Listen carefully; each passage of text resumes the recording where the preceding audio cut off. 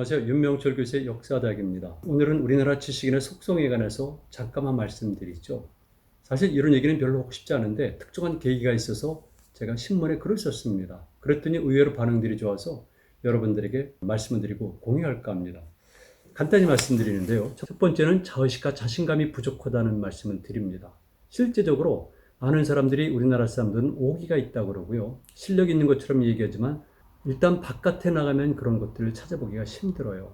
대중국 관계, 일본 관계, 그리고 서양인들에 관해서는 굉장히 주눅이 들어 있습니다. 저는 모든 면에서 그렇다고 그러는데요. 일국의 정치 지도자들을 비롯해서 정치인들, 그리고 학자들, 지식인들, 사업가들, 심지어 연예인들도 마찬가지라고 보는데요. 그거 잘못된 겁니다. 우리가 왜 빠른 시간에 이렇게 경제적으로 성장했는지에 관해서는 다양한 요인들이 있는데요. 그러나 이런 것들은 아직 덜 극복했다고 보고 있고요. 최근에 보여지는 한류 BTS 현상을 통해서 우리 젊은이들은 거기서 벗어났기 때문에 이런 말씀을 드리는 겁니다. 또 한 가지는요. 우리는 약소국이라든가 주변부 의식에 너무 젖어 있어요. 실제적으로 고구려 멸망 이후에 또는 발해 멸망 이후에 우리는 그렇게 큰 나라가 되지 못했었거든요. 그리고 조선조 500년은 여러분들의 생각과는 정말 다릅니다. 제가 역사학자로서 구체적인 사료를 가지고 말씀드리는데 여러분들의 생각과 달리 조선은 굉장히 자주성을 상실한 나라였었고요. 당연히 조선의 지배층들, 이랬다면 성리학자를 비롯하는 양반 사대부들은 제가 표현하기 힘들 정도로 주변부 의식에 젖어 있었어요. 약소국이었었죠.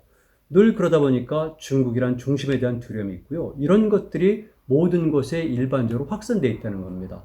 그래서 어떤 중심, 본질, 이것과는 좀 서툴러요. 확연한 불안감, 두려움. 혹시 지금까지 드린 말씀에 대해서 여러분들 이의 제기할 수 있습니까? 확실히 두려움이 있어요. 저도 물론 그렇겠죠. 그런데 개인적으로는 성격이 그렇지 않은 데다가 그리고 오기 삼아서라도 제가 외국 사람들을 만날 때는 특히 중국인 일본 사람들을 만날 때는 더 고개를 빳빳이 들고 제 학술적 견해를 얘기합니다. 필요하죠. 세 번째는 우리 민족적 전체에 관한 건데요. 감성이 발달했어요. 이를테면은 우리가 좋게 말하면 흥이라고 멋이라고 부르는데요. 어떤 말로 하게 되면 신기라고 부르기도 해요. 이게 잘못하면 광기가 되는데 우리 민족은 이상하게도 이런 감성적 측면이 발달했습니다. 이유는 생물학적 특성이에요. 부정할 수 없습니다. 지금 우리가 주로 활동한 지역은 한반도 중북부 지역과 그리고 남만주 일대를 핵으로 하면서 현재 우리가 살고 있는 터만주 일대가 삶의 영역이었었거든요. 최소한도 4,000년 이상은 정치 질서를 유지해왔고요. 그 이전까지 말하면 굉장히 오랫동안 이 땅에 살았던 겁니다. 그런데 여기는 덜 그렇겠지만은 적어도 만주 일대로 가고 북만주, 동만주로 가면은 샤머니즘이란 용어가 나왔을 정도로 이 지역의 문화적 특성은 굉장히 강합니다. 그럴 수밖에 없습니다. 생물학적 특성, 생태 환경.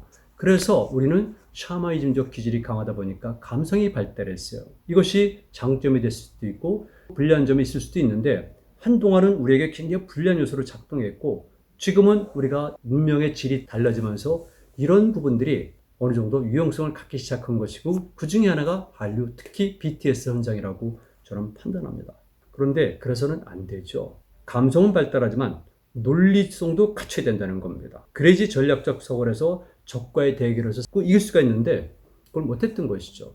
감성이 발달한 거는 우리끼리는 괜찮습니다. 내부 질서 속에서는 감성을 가지고도 충분히 의사 전달이 되고요. 그리고 특별한 경쟁 체제가 아니기 때문에 손해볼 일이 없습니다.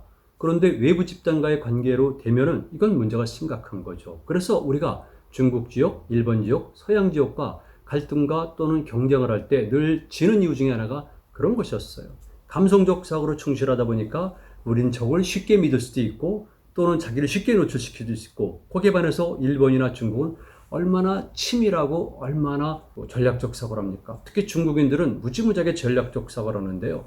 이제는 우리는 그런 것들도 같이 키워나가야 됩니다. 저는 학생들에게 이렇게 얘기를 해요. 시인의 감성과 학자의 지성과 그리고 여인의 감성을 동시에 갖춰야지만 올바른 인간이 될 수가 있다. 그게 가장 바람직한 것이고 이게 우리 민족이 긍정적으로 발전했을 때의 문화의 모습이고 제가 지향하는 한민족 사상 그리고 홍익인간의 정신도 바로 그겁니다. 감성만 가지고는 될 수가 없어요. 그래서 늘 그렇게 턱없이 부족했던 논리적 사고 그리고 전략적 사고를 우리는 갖지 않으면 절대 이길 수가 없습니다. 자, 네 번째로 넘어갑니다. 이게 첫 번째 말한 것과 비슷할 수가 있는데요. 우리나라 지식인들이나 대본의 사람들은 큰 그림을 그리지 못합니다. 그랜드 디자인을 할 능력이 부족해요. 그러기 위해서는 거시적으로 넓고 길고 멀리 보는 사고를 가져야 되거든요. 못하고 있어요. 공간적으로도 늘 반도사관에 젖어 있지 않았습니까?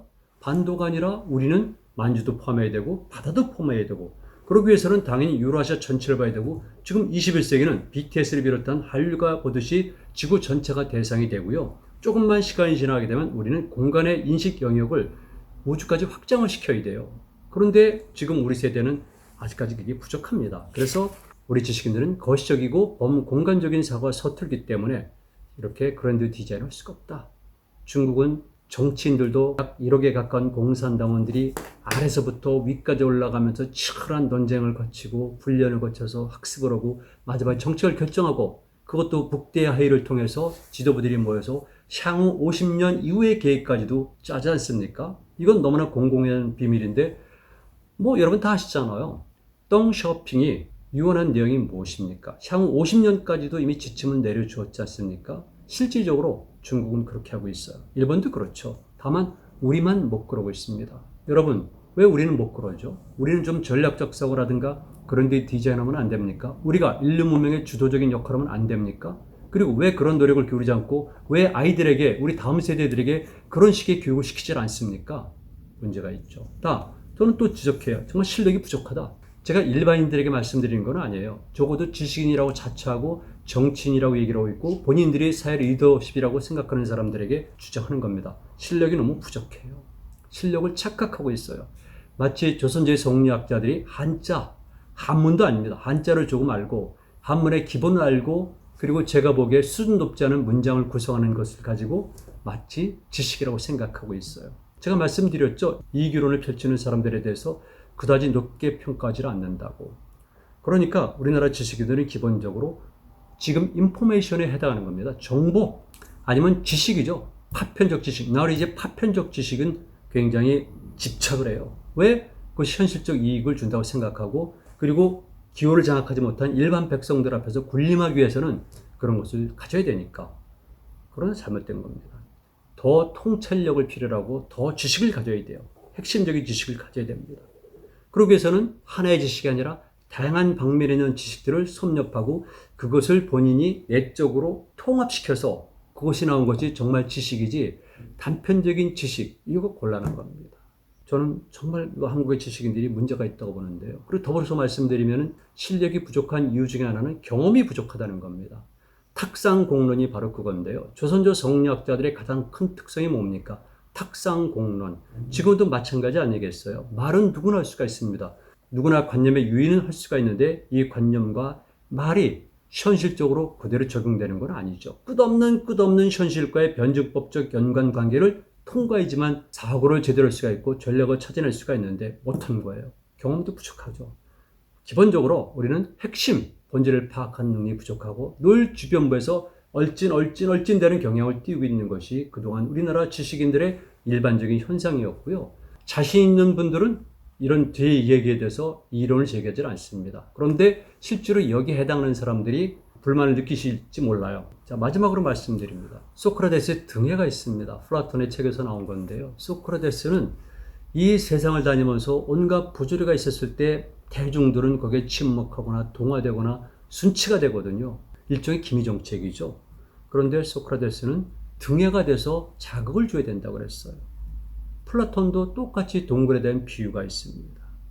그리고 작고한 지 얼마 안 됐지만은 게오르기라는 작가가 있어요. 25세의 작가죠. 안소니 퀸이 주연하는 영화라서 알려지게 됐었는데 74년도쯤에 한국을 방문한 적이 있고, 그는 한국 찬가라는 글도 썼고 그만큼 한국의 미래를 밝게 본 사람이에요.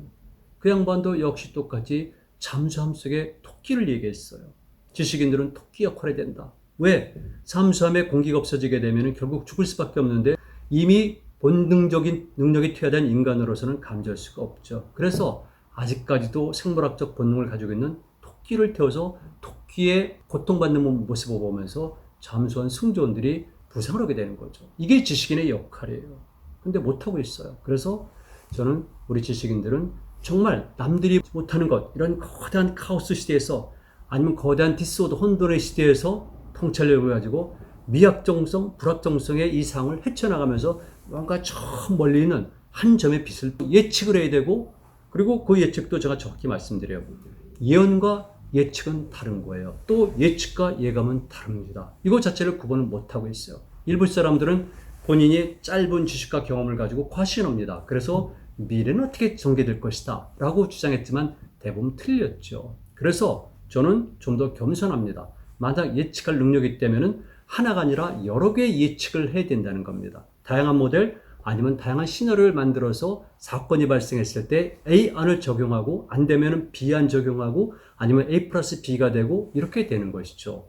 이런 것들을 가지려면 우리가 지식인들이 통찰력, 예측, 파악력을 길러야 되는데 하루아침에 되는 것이 아닙니다. 우리나라 현대문의 특성이 뭔 줄 아세요? 남이 거 잘 베낀 겁니다. 젊은 세대들은 모르겠지만 실질적으로 우리가 얼마나 외국 거, 특히 일본 거를 모방했습니까? 지금 제가 드리는 말씀들도 그랜드 디자인부터 해서 얼마든지 누구도 얘기할 수가 있어요. 거시적 안목을 가져야 된다. 누구나 주장할 수 있어요. 근데 본인들은 정작 못하지 않습니까? 증거는 지금 한국 사회에 이렇게 심각하게 진행되고 있는 지역 갈등, 계급 갈등, 세대 갈등 이런 것들을 보면 우리가 얼마나 잘 디자인 사고를 하고 있다는 반증이 아니겠습니까? 좀 거시적이고 범공간적으로 그리고 인간과 우주의 본질을 파악하려는 노력을 기울이는 지식인들이 되어야 한다는 것이죠. 한국의 지식인들, 우리 오랫동안 지식인의 역할을 다 못했죠. 물론 열심히 한 분들도 계세요. 실학자들도 있고 그리고 독립전쟁에 참여한 참다운 지식인들이 얼마나 많이 있습니까?